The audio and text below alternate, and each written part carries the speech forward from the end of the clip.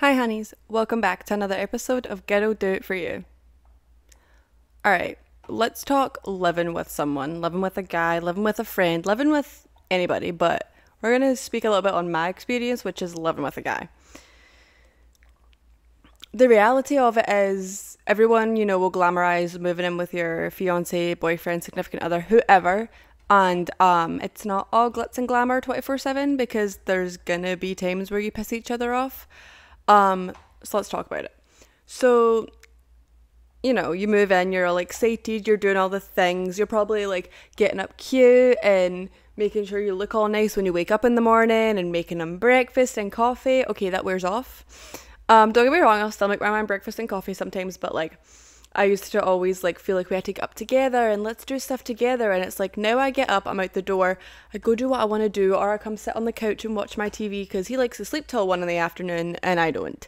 So it's just a little bit of contrast between when you first move in compared to like where you end up a couple years later, and it's just you just end up not caring and you do your own thing anyway. But something that it's an adjustment when you move in with somebody because you don't know what they're like. And I'll always say you don't truly know somebody until you live with somebody. So I told Matthew all the time, I was like, we cannot get married until we live together. Like, it's not a thing. I used to tell him we couldn't even be engaged before we lived together, but we ended up engaged before that. However, it worked out. So I told him, I was like, we have to live together for a little to see how this is going to go, because like I'm not about to get married to you and then we live together and we hate living together, because some people just don't click in that way. You can have the best relationship, you guys can be amazing, but then the second you move in together, it's like balls to the fucking walls and it was the worst thing you've ever done. So tested that water, and it's true, you don't know somebody till you live with them, because what if they're a complete slob?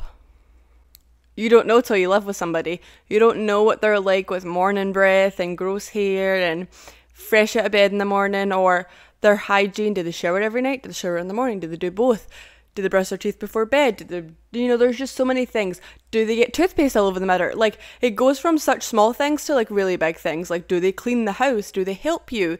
So you truly don't know somebody. But one of the things that I think is a really big role in living with someone is really understanding their love language.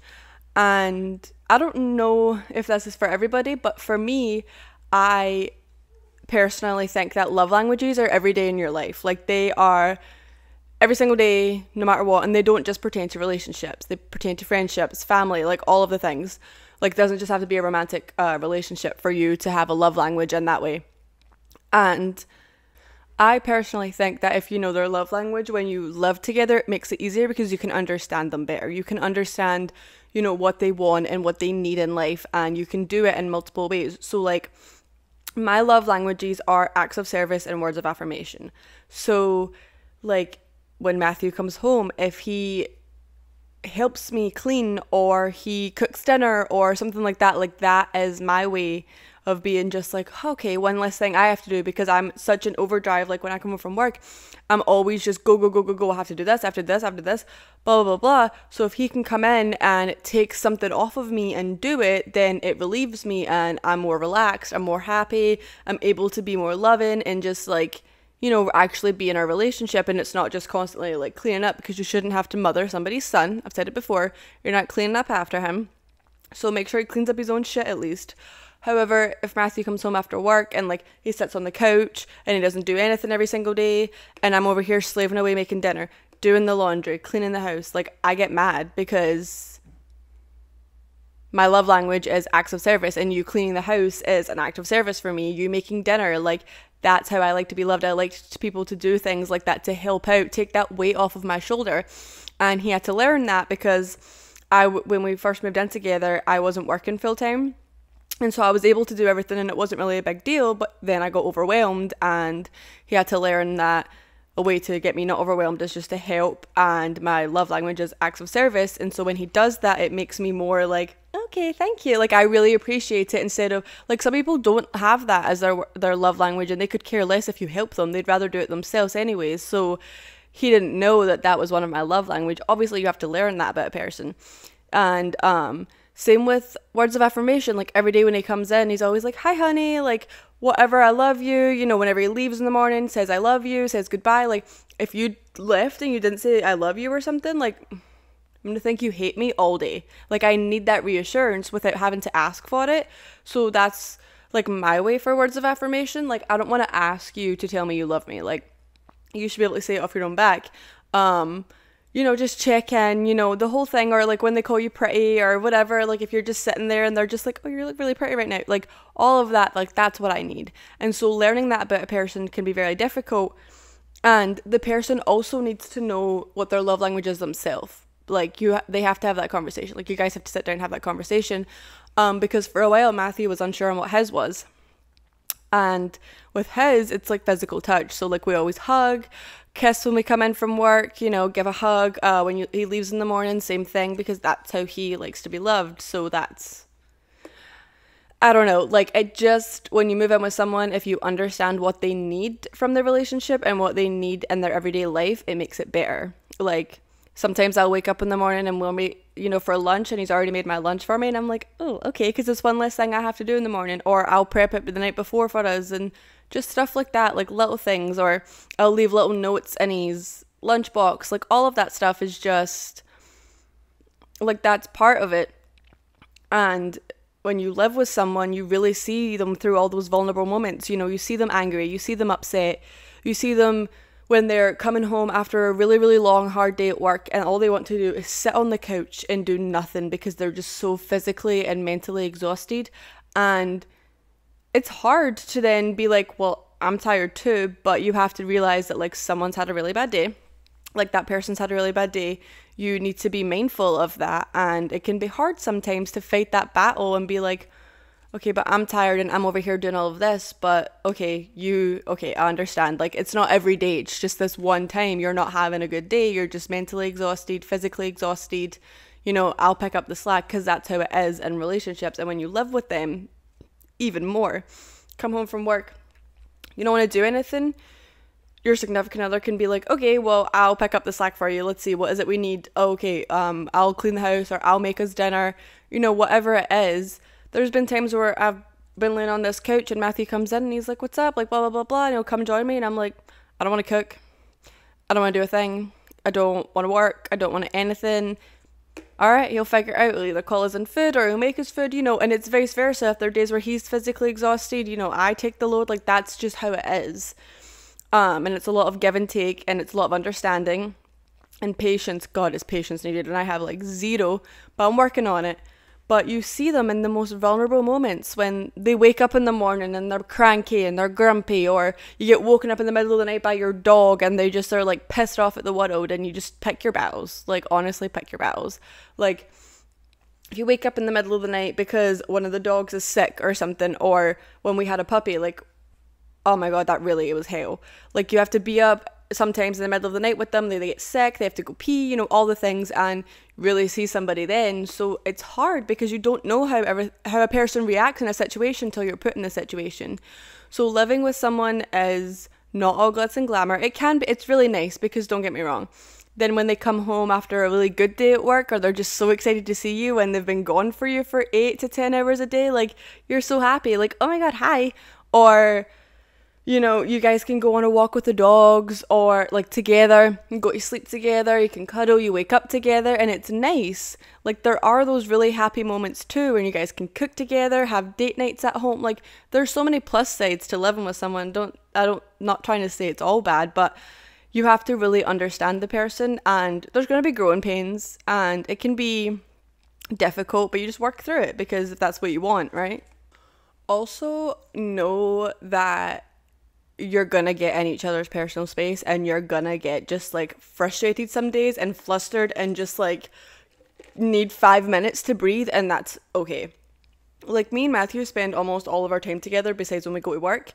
We don't really do too many things separately. We're also trying to save a lot of money, so we don't really go out with like our friends without each other, because we mostly just stay in our house, or we go to like families' houses and stuff, and we have dogs. But it's nice to like have your alone time to yourself, to just think for a minute, or not think. Like, when you're constantly around somebody, there are going to be days where you're overwhelmed, there are going to be days where you're too exhausted, and that's the days where the other person picks up the slack. But Like some people have separate little like game rooms in their houses or offices. We live in an apartment, it's not big enough for all of that, but my favorite thing to do is sit out on the patio on my big, I have a big egg chair, and I'll go sit there by myself and he'll sit in here and watch his car videos. And we'll be happily content, check up on each other every now and then, like, hi, how are you? Like, what you doing? Blah, blah, blah. Because sometimes you want to do your thing and you guys don't want to do the same thing 24/7. Like, I don't want to watch these YouTube car videos. He doesn't want to sit outside and watch TikToks with me. So, like, now there are times where he will and there are times where I'll sit with him. But when we have TV shows, but you can't do everything together. Like, that's just not, it's not healthy sometimes. Like, you need your own hobbies and you need your own things. And so having separate space every now and then is fine, because if you think about it, like, you're on top of each other basically 24/7. Like, we live in an apartment, there's not many places that we can go. Like, we can't, like, oh, you're tired of me, go take a walk, like, go to sleep, I don't know. So you just have to really understand when you're getting like overwhelmed that it's just, there's too much. Take yourself out of the situation, go do something that makes you happy, or go get a coffee, go do something like that is what I'm trying to get at. Because you sleep together, you sit on the couch together, you cook together, you eat together, you walk the dogs together, like, you're constantly together. You sometimes need a little break, and that's nothing to be ashamed of. Okay, so back to love languages. So there's 5 love languages, and if you don't know yours or you don't know your partner's, like, sit down, and it'll be like a fun little game night. Like, sit down, try and figure them out together. So something that I think is that everybody, like, you have your love language that's yours, but I think everybody has all 5, and you just have them ranked on like what's most important to you to like the least important.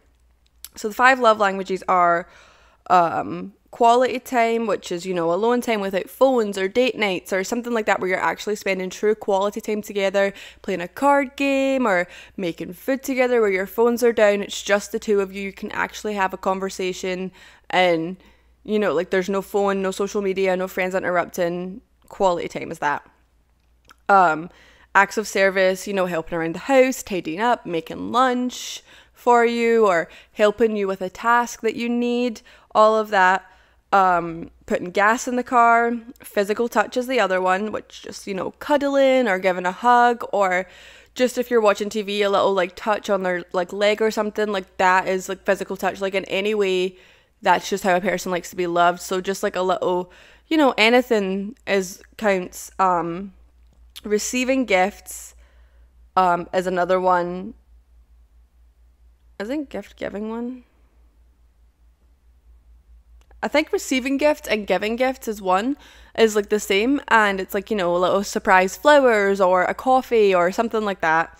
And then words of affirmation, always being reminded that they love you, or telling you how you look today, communication, all of that. And I think they're all ranked, because let's be honest, everybody loves receiving gifts, gift giving, quality time, acts of service, physical touch, words of, everybody loves all of that.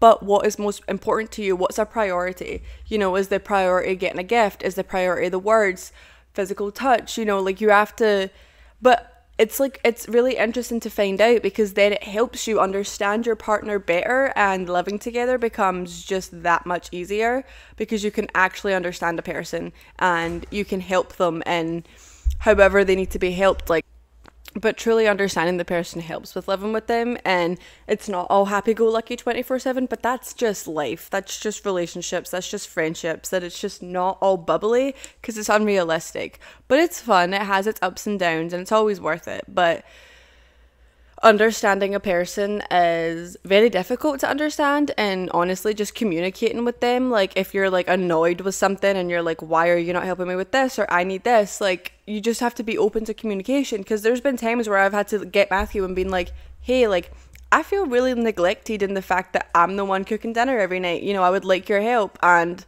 he's like, oh, I didn't even realize, I thought you like enjoyed it. And don't get me wrong, I love cooking, but like sometimes after work I am done for. So he's like, oh, I didn't realize, because I never told him. So I had to communicate how I felt. And it's not fun all the time. Like, I always feel sometimes, like a burden, but you just have to say how you feel. And he then understood, and he's like, oh, okay. And vice versa, if there's something I'm not doing enough in, he'll tell me, I really need this from you. Okay, yep, I'll do my best to figure it out. And that's all you can do, really, is just do your best. And, do what you can, because that's all you can give, right? I like living with Matthew. It's a lot of fun. It can be amazing and it can be so much fun and so enjoyable, and you just get to live with your best friend. And there's literally not much else I could ask for because life's fun with him, and we do, I don't know, we have a lot of fun with it. Like, make date nights at home, all the things. There were some growing pains in the beginning, you know. Also, why do all men somehow always mess the laundry hamper with their clothes? Like, what are we shooting for the basket or something? Because we're missing every time. Or it goes behind it and we just don't pick it up. I'm like, we just gave up on that sock. We just left it behind there. And then I go do the laundry and I'm like, why am I missing a sock? And then I move the thing. Oh, bingo, found the sock on the floor behind the laundry hamper, Matthew. Like, why? What is that with men? That one I'll never understand. Ever. Like, I don't like, put it in the hamper. You know, walk over, place it in the hamper. Our closet isn't even that big and he still manages. Hamper will be right here, clothes on the floor.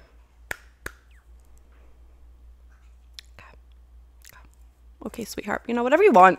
It's your world and I'm just living in it, baby. Be understanding. It's a learning curve. You know, learning somebody when you live with them is really difficult, and give yourself some grace because you need it. But the reality of living with someone is it's not easy. It's not always pretty, but it can be fun and it's always worth it. But be understanding and try to learn their love language if it's someone, you know, you really want to get to know really well, or your boyfriend, relationship partner, you know, whoever. Love language helps a lot. But that's it for this week's episode. I love you guys and I will see you next week. Bye, honeys.